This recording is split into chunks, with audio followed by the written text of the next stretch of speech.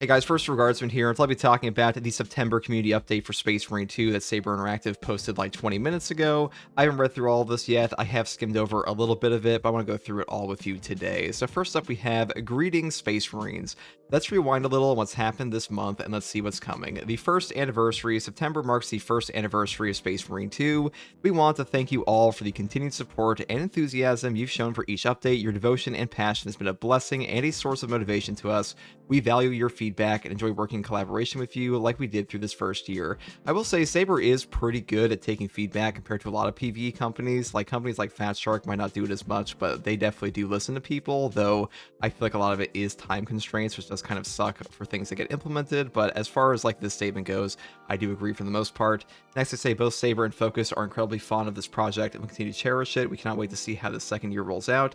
Again, thank you so much for siding with us. I guess it depends who you ask, but not everybody sided with them, that's for sure.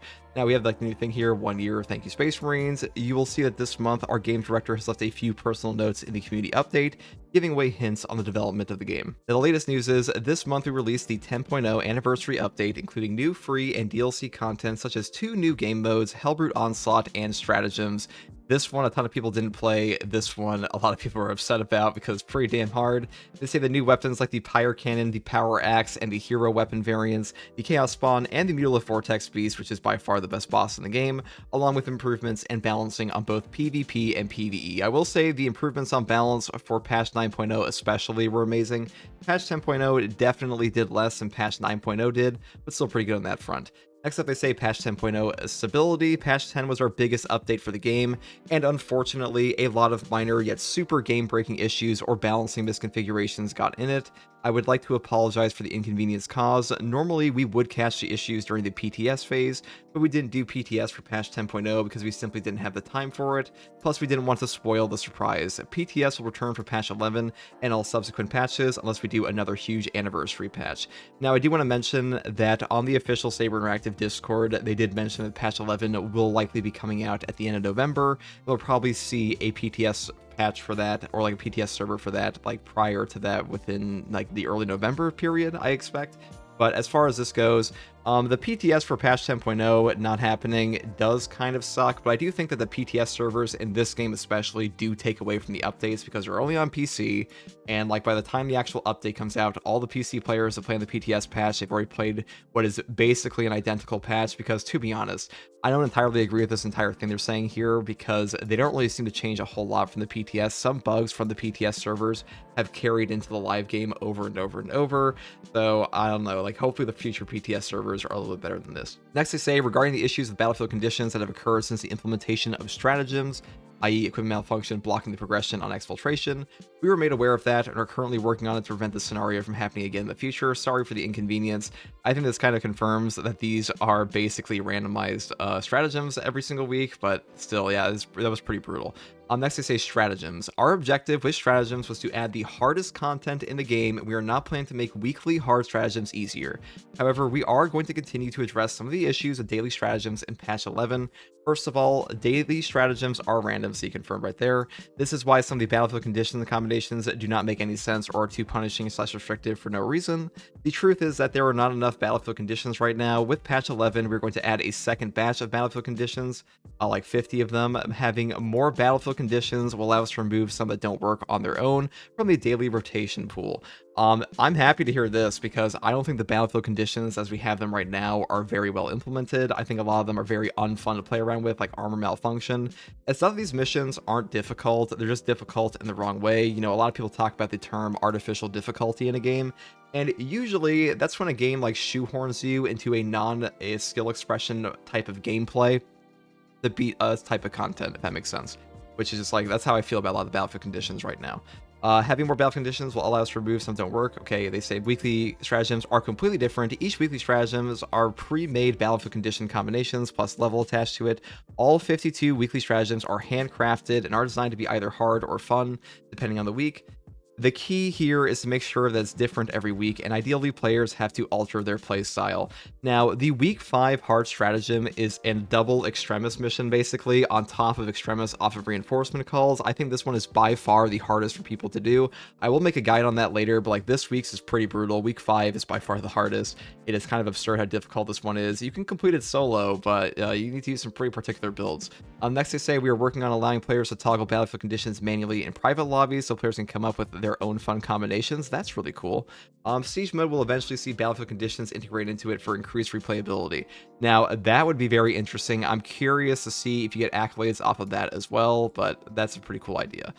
They also say in this community update, we'll tackle patch 11 with a sneak peek, a new limited edition for the game, the upcoming demo, and the Discord quest. They say update 10.2. In September, we rolled out 2 hotfixes. The latest is 10.2. It fixes critical issues such as the Assault Ascension perk dealing friendly fire damage. This is a very annoying bug, though to be honest, the Ascension perk is so garbage in this game, I'm surprised anybody was using it in the first place. And they also say that stratagems having more battlefield conditions enlisted and more. Also, the Sniper's Camo Coke activation cost change. If you want to read the change log, you may find it here. Yes, I already made a video on this before if you're curious about that. I might put that in like the pin thing up here. Next they say update 11 teasing. The upcoming update 11 will be released around late November. Yes, so here it is here. And they say, and they will bring 2 new cosmetic DLCs as announced in our roadmap. The next champion pack will be the Blood Angels, and it will be associated with the tactical class. Interesting choice here. Tactical does have really cool drip in this game, but I'm glad it's not on something like the Vanguard again. Because a big issue I have with champion packs and Primaris Marines in general is that Phobos is just a very limiting armor, and the same thing with like the Sniper champion packs we've had in the past and Vanguard champion packs. You can't really move over the armor pieces from those very easily to things like Mark X Tacticus or things like the Gravis armor, so I'm glad to see this is on the tactical class. I would have preferred like a Sanguinary Guard, but tactical is not a bad choice.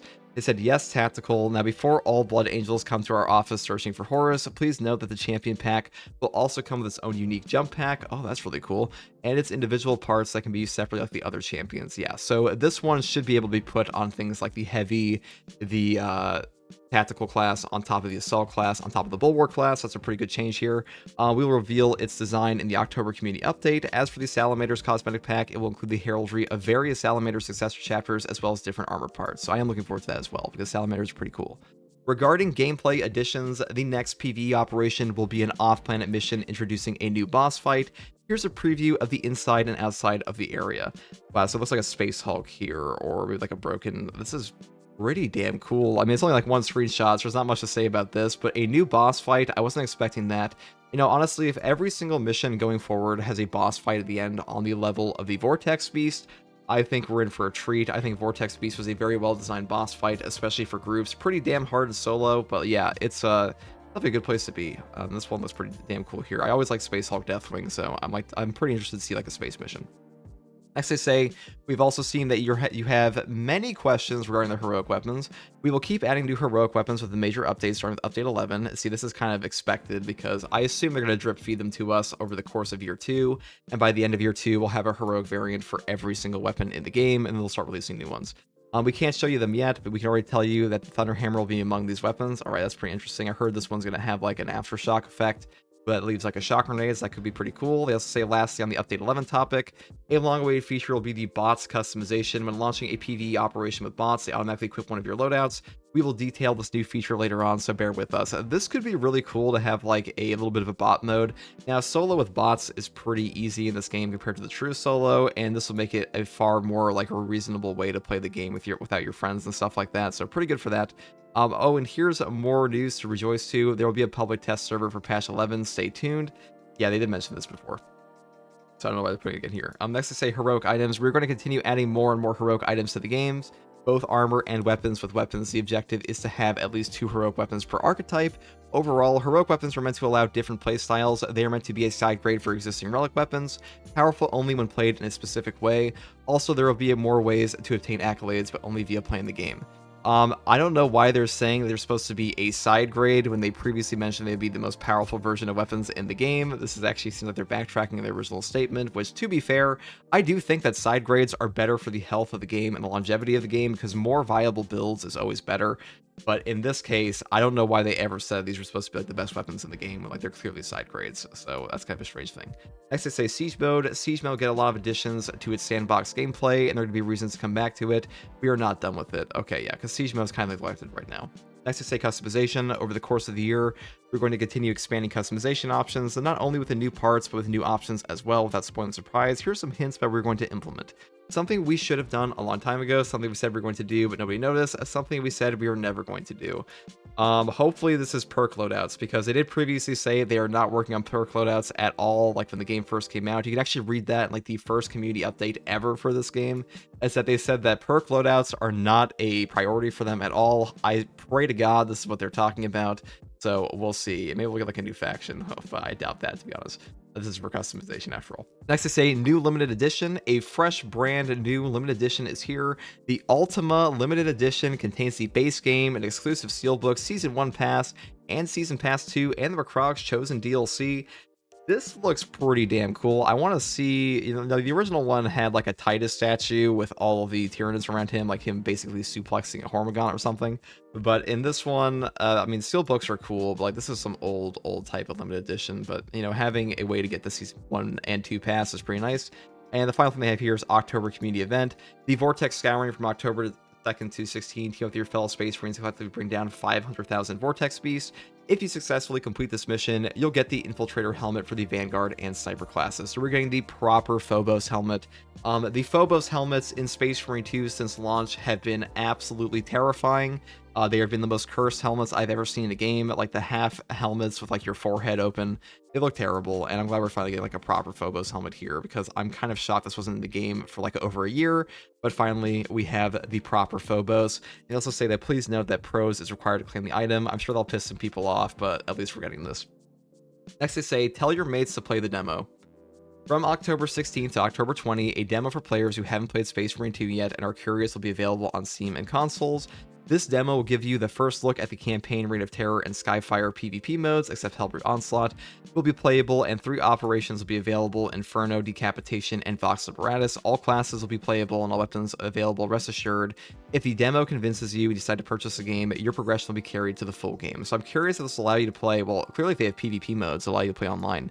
That's pretty cool. I haven't seen something like this since like Xbox 360 days, with like some online demos they had. This is a really unique thing. I haven't seen this in like a decade plus. Pretty cool. Next, I say dates of availability of the demo vary depending on the platform. Here's the schedule. The demo starts and ends at 9 a.m. UTC. Steam, October 16 to 23. Okay, so that's pretty interesting. So it will only be available for a period of time, but at least they're doing this at all. Next, they say Discord quest. If you want to kill 2 birds with 1 stone, complete the Space Marine 2 Discord quest by playing the game on Steam. For 15 minutes of playtime, you get to unlock the Porphyr Shield Bolt Rifle.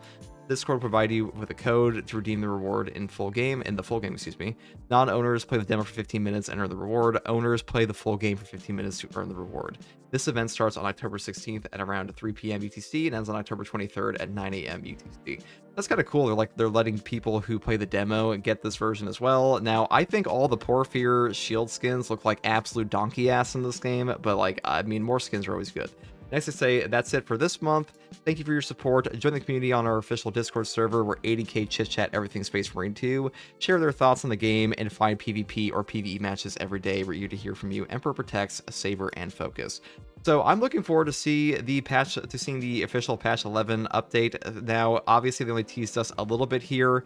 New champion skin sounds cool. I'm sure a lot of people will be upset that the tactical class will be the one to get the Blood Angel, which means we'll once again be snuffed on the Sanguinary Guard assault.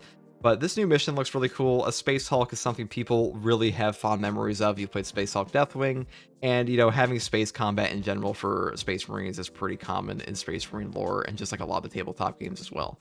Anyways, guys, let me know what you think about this community event update, what you think about the update 11 teasers, the balance changes, the way they've talked about the stratagems, and the overall state of Space Marine 2 in Year 2. And if you like content like this, subscribe for more, and as always, thank you for watching. Bye.